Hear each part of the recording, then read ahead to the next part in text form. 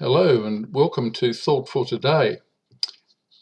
When I woke up this morning and was reading the paper, dominated of course by the coronavirus, or now that we're all getting more medically literate, COVID-19, I found it all beginning to pall. Nothing terribly dramatic or exciting was happening, more just a sense of never-endingness, a blah blah, it all stretching away into a ceaseless, awful future. And in myself, a listless lack of energy, a futility, a great torpor that was insidiously taking me over. And thinking about the preparation of this reflection, the phrase breathing underwater came to mind. It seemed to be the title of a poem that I'd read long ago. And this is how life felt. Now, perhaps you're someone who really likes swimming, diving perhaps, but for me, being underwater has always felt uncomfortable, threatening, and needing a lot of focused concentration just to stay alive. It was an alien environment. And I realised how that common expression of what a strange world we're now living in, how we greet people, or the first things we say, something along those lines opening most conversations, had ceased to bring any real comfort or sense of connection with others. I'd moved on to wanting to push back against this limp state of being.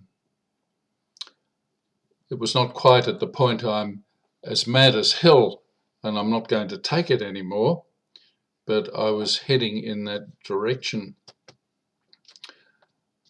I thought this phrase, breathing underwater, was a poem I'd read years ago, and so I went looking for it on the internet and in my saved documents. It wasn't actually the title, but it did relate in part to a state of running out of air, and I'll share the poem shortly. But firstly, let me give you some background about the poet, a man called Mark Nepo, an American poet.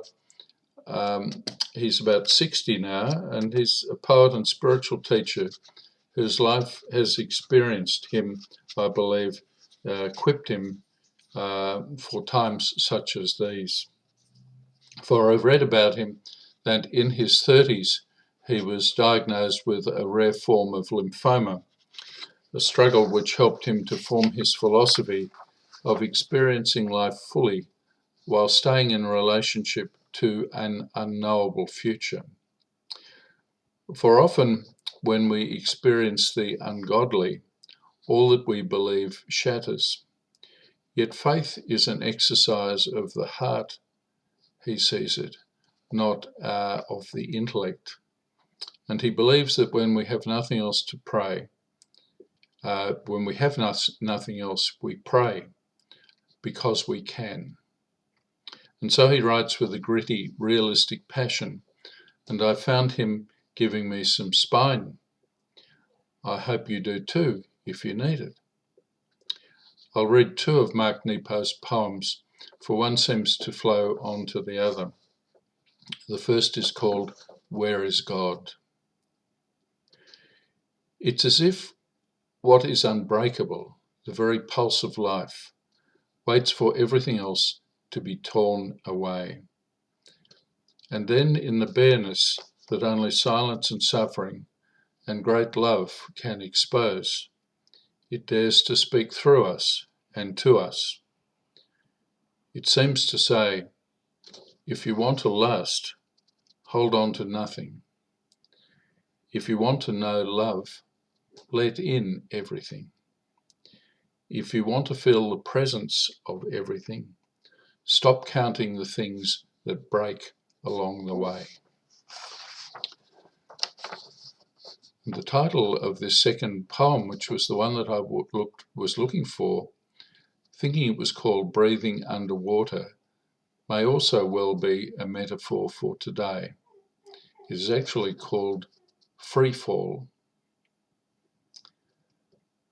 If you have 1 hour of air and many hours to go, you must breathe slowly. If you have 1 arm's length and many things to care for, you must give freely.